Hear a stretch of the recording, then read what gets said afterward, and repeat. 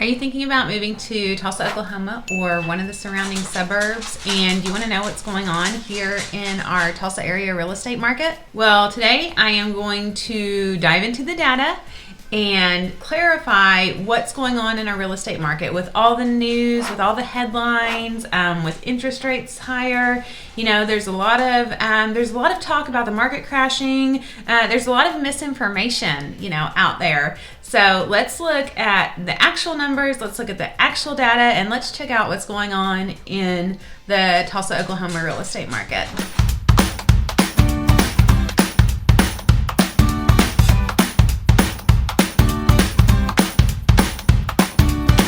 And if this is your first time to our channel, then tap that little bell notification and subscribe so you can be the first to know what's going on in our local Tulsa area real estate market. I'm Sabrina Shaw with eXp Realty, and my team and I get calls every single day from people just like you who need help making that move to Tulsa, Oklahoma. And let me tell you, we absolutely love it. So whether you're moving in 9 days or 90 days, give us a call, shoot us a text, send us an email, jump on a Zoom call with us, and we would love to help you make that seamless move to Tulsa, Oklahoma. And if you have watched any of my videos before where I'm at the house, there's a good chance that you are going to see my German Shepherds in and out. And if I put them up, they whine for me. Actually, one Winter is whining right now because she is up because she just had surgery and she has to be up.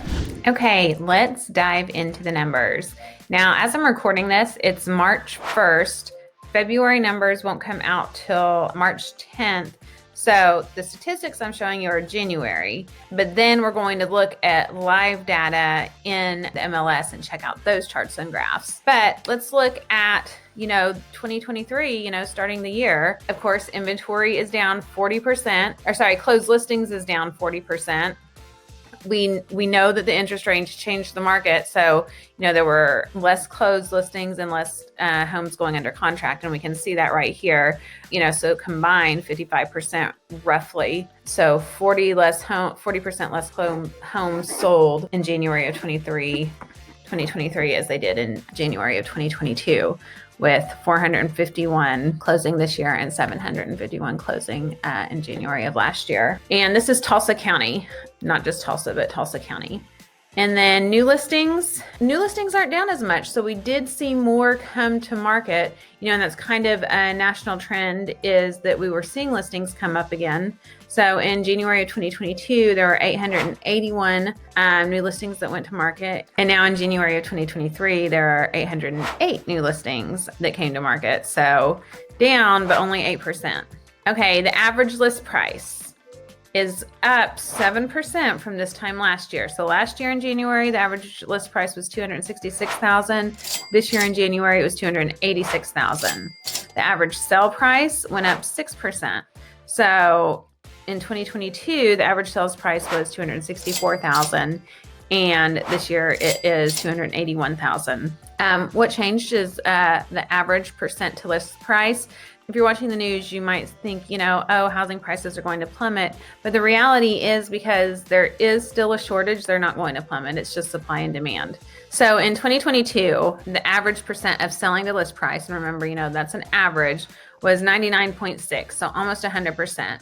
And we know, that there were homes going over, but there were still homes going under. So average 99.6. That has dropped down to 97.82%.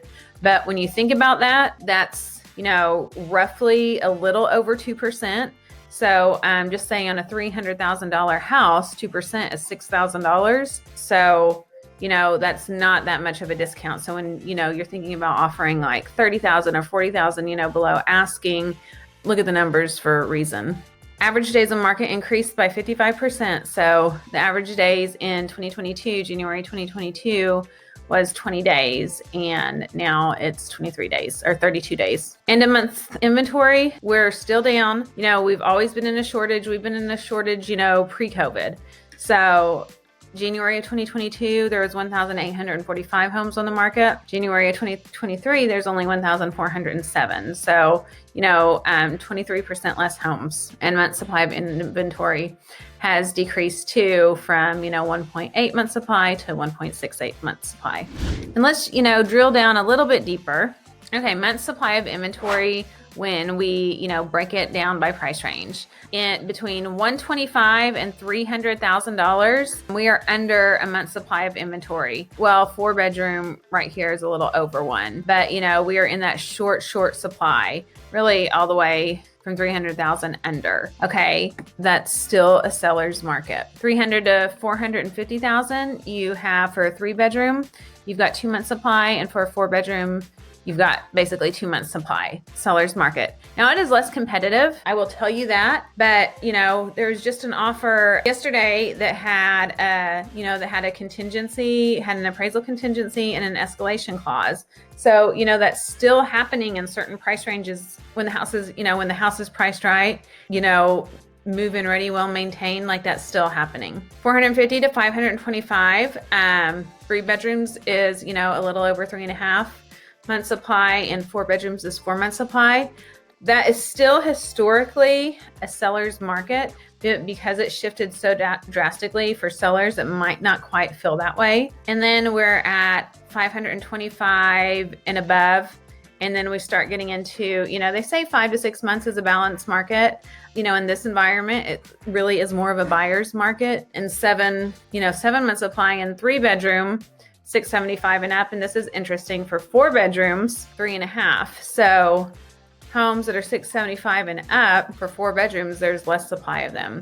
There's probably less of them, and I can go and check that. Interesting right here. I mean, there's 67 homes that are 4 bedrooms and only 29 that are 3 bedrooms. So, that surprises me a little bit, but so there must be, more buyers, which that makes sense. So there's more buyers that are in 675,000 and up that are looking for a 4-bedroom. You don't have as many buyers in that price range that are looking for a 3-bedroom. So yes, that does make sense. Okay, and here we just break up by price point, and this is interesting. So 100 to 150,000 is going, 96.5 and 92%, 3-bedroom, 4-bedroom of list price.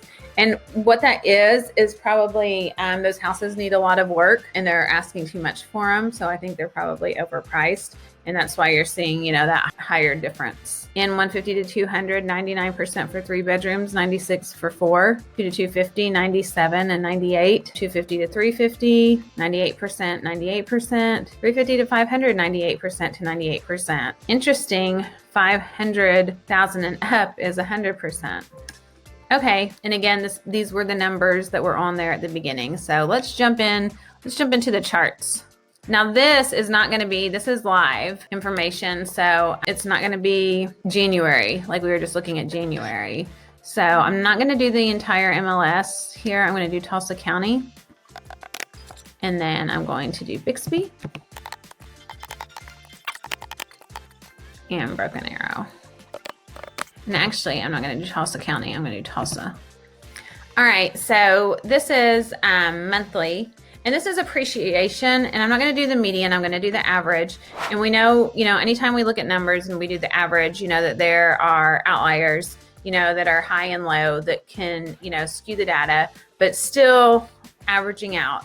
Bixby, has seen 22% appreciation in the average sales price. Jinx has seen 15.5 appreciation, Broken Arrow 6.9, and Tulsa 3.5%. Now this is the average sales price. All right, now let's go to rolling 3 months. Okay, so now, we're taking the past 3 months and averaging out like the, what home prices, because a lot of people say, oh, they're going down. Well, let's actually look at it, and, we're not seeing big time depreciation. Like Tulsa right here, it did go down 2%. Homes sales prices went down 2%.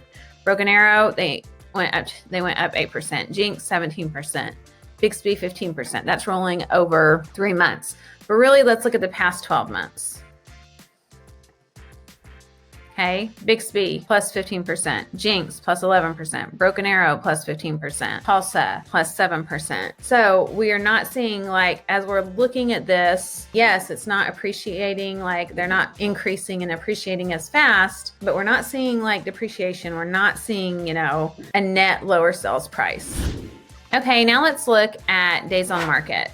And so the average days on market, is in Bixby 89, Jinx 85, Broken Arrow 30, and Tulsa 42.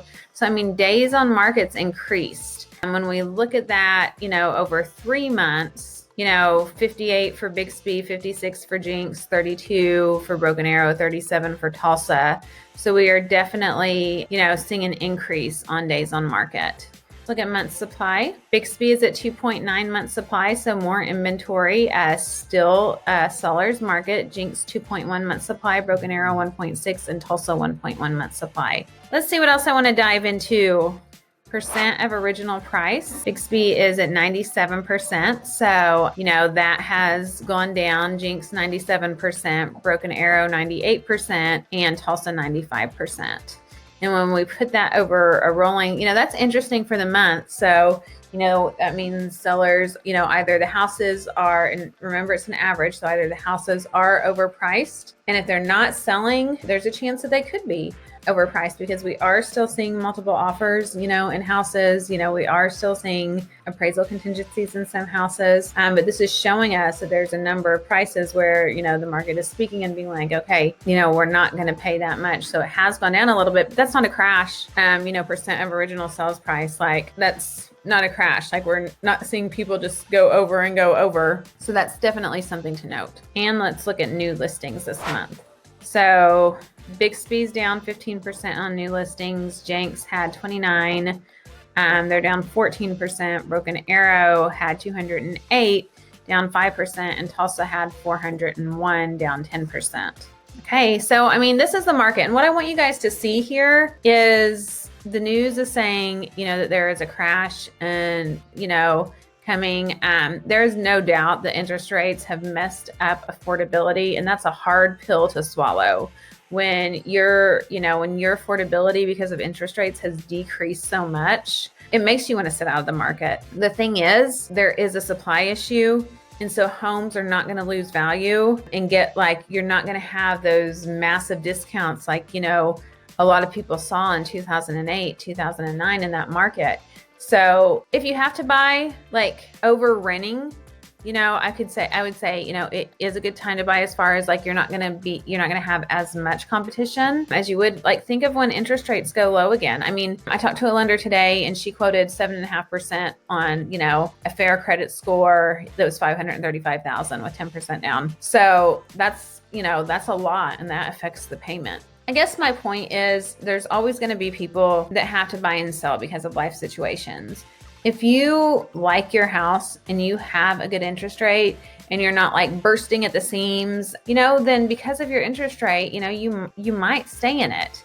But if you really need to move, I would maybe think about renting out your house because that interest rate is so low, and just to take advantage and keep that, have somebody else pay your mortgage and build equity. Yes, you're going to be paying a higher price on, the house that you need and fit your needs, but you've got this awesome savings plan with real estate where someone else is just putting money into your piggy bank. So, I mean, think about that.